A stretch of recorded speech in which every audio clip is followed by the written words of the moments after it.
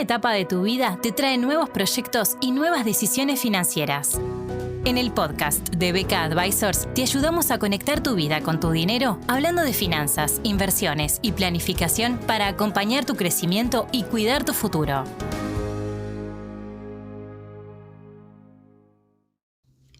Una de las mayores fuentes de incertidumbre para la economía mundial en los próximos años es sin duda la economía de China, dado su fuertemente desbalanceado proceso de crecimiento, que de alguna manera en algún momento tendrá que terminar.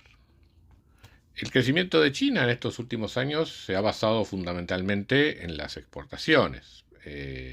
Hasta 2019-2020 el resultado comercial, la balanza comercial de China estaba relativamente equilibrada, pero desde 2021 el superávit comercial ha comenzado a ampliarse, fundamentalmente por el lado del crecimiento de las exportaciones, que se ha acelerado desde el año 2023, mientras que las importaciones, por su parte, vienen teniendo un crecimiento más moderado, acorde con el propio crecimiento doméstico de la economía china. En cambio, el crecimiento de las exportaciones está muy por encima del crecimiento de la economía mundial. La cuestión, además, parece no tener fin. En los primeros 2 meses de 2026, el superávit comercial de China ha crecido más del 20% comparado con el mismo periodo del año pasado, mientras que se espera que la economía mundial crezca en el entorno del 3% durante este año, según estimaciones del Fondo Monetario Internacional.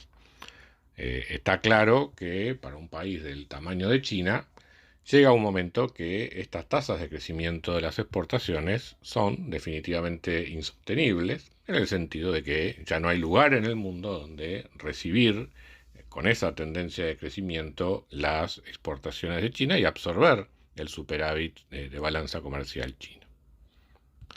¿En qué se origina esta situación? Bueno, el superávit comercial y el superávit de cuenta corriente, en definitiva, son la contracara de un exceso de ahorro sobre inversión.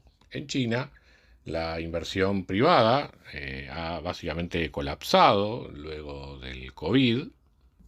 Ya venía en una tendencia decreciente durante la década pasada, sobre todo entre 2011 y 2015, para luego estabilizarse. Hasta aquel momento, hasta la primera mitad de la década pasada, la inversión privada en general superaba la inversión estatal. Luego, después de un par de años con una contracción brusca y una aceleración, producto del retraso de proyectos durante el COVID, la inversión privada prácticamente ha permanecido estancada en 2023-2024 y hacia 2025 y 2026 aparece con valores negativos en cuanto a su crecimiento. En cambio, la inversión estatal se mantiene en tasas de entre 5 y 10% anual año a año en el periodo post-COVID. Las ventas minoristas, por su parte, en China están prácticamente estancadas en lo que va de 2026, luego de un crecimiento que se venía cayendo de un 5 a un 0% a lo largo de 2025. Uno de los grandes desbalances de la economía china está en el sector inmobiliario, donde el sector del desarrollo de productos de real estate ha caído prácticamente a la mitad desde 2021 hasta la fecha. Las altas tasas de ahorro doméstico en China, que de hecho se estima, se ubica en más o menos un 45% del producto, muy por encima del 25% en el que promedian la mayoría de los países industrializados, obedece justamente a cierta desconfianza del consumidor chino en general sobre la situación especialmente de sus ahorros, dada la fragilidad del sector inmobiliario y la falta de una red de seguridad social apropiada en China que de alguna manera obliga a las personas a mantener mayores ahorros para su periodo de retiro. Entonces, lo que no se consume internamente definitivamente se exporta, Y la pregunta es, bueno, ¿cómo es posible que la producción industrial, en particular en China, siga creciendo tanto sin haber demanda a nivel local? ¿Y cómo se sostienen esas exportaciones?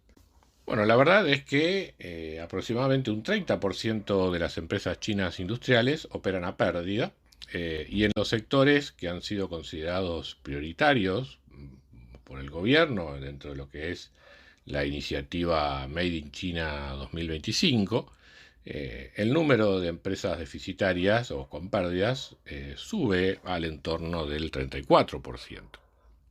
Estas pérdidas se sostienen por subsidios de gobiernos locales, básicamente que procuran mantener funcionando las empresas para preservar el empleo y las fuentes de recaudación de esos gobiernos locales.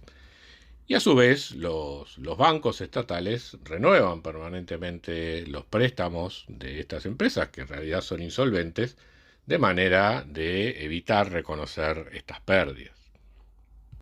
Esta situación conlleva crecientes déficits tanto a nivel del gobierno general como de los gobiernos provinciales, y representa realmente un problema en lo que es la dinámica de sostenibilidad de la deuda china a largo plazo. Pero si este proceso no lo frenan los acreedores, que en buenas partes son los propios chinos con su exceso de ahorro, los que están financiando al gobierno, de todas maneras también lo va a frenar el resto del mundo, donde se han venido acumulando reclamaciones contra China y la aplicación de medidas arancelarias para contrarrestar justamente los efectos de lo que se consideran subsidios al comercio exterior, dada esta estrategia de crecimiento de China. Es que es muy difícil, a la larga, apostar simultáneamente a un crecimiento orientado a la era digital, con un mayor contenido de valor agregado, servicios, y más dependiente de salarios crecientes y consumo a nivel interno, y al mismo tiempo mantener un crecimiento manufacturero basado en exportaciones baratas, digamos, y con un valor agregado relativamente bajo. Todos los países que pasaron por ese proceso de crecimiento orientado por la manufactura y hacia las exportaciones, en algún momento en que los salarios se recuperaron y comenzaron a hacerse similares al costo de la mano de obra a nivel internacional, tuvieron que abandonar ese modelo de crecimiento hacia una cuestión más volcada a la tecnología y al valor agregado. China se resiste, digamos, a ese proceso y mantiene una suerte de economía dual que, por un lado, tiene características similares al del crecimiento chino de los años 70, pero ya con una economía mucho mayor que la de aquel momento, y al mismo tiempo trata de ser un jugador importante en las nuevas tecnologías. Esto tarde o temprano se transforma en una contradicción, o sea, directamente los costos internos no van a hacer posible el mantenimiento de esos niveles de exportación, a menos que se la continúe subsidiando, y esos subsidios a su vez va a obligar o va a inducir medidas para contrarrestarlos por parte del resto del mundo, que encuentra cada vez más difícil absorber este exceso de oferta china. Mientras tanto, esta situación sigue siendo un factor deflacionario a nivel internacional. Quizás el gran responsable de que la Reserva Federal haya podido acercarse a la meta de inflación, más allá de todas las medidas arancelarias y otras cuestiones del propio crecimiento de la economía norteamericana, ha sido justamente esta deflación inducida por China en los bienes manufactureros a nivel mundial en los últimos años. Veamos entonces cómo se resuelve este desbalance de la economía china en los próximos tiempos. Mientras tanto, sin duda, es un elemento de riesgo importante en la economía global. Esperamos que este episodio te haya aportado claridad para tomar mejores decisiones financieras. Si te gustó, comentalo, seguinos, compartilo y acompáñanos en el próximo. BK Advisors. Acompañamos tu crecimiento, cuidamos tu futuro.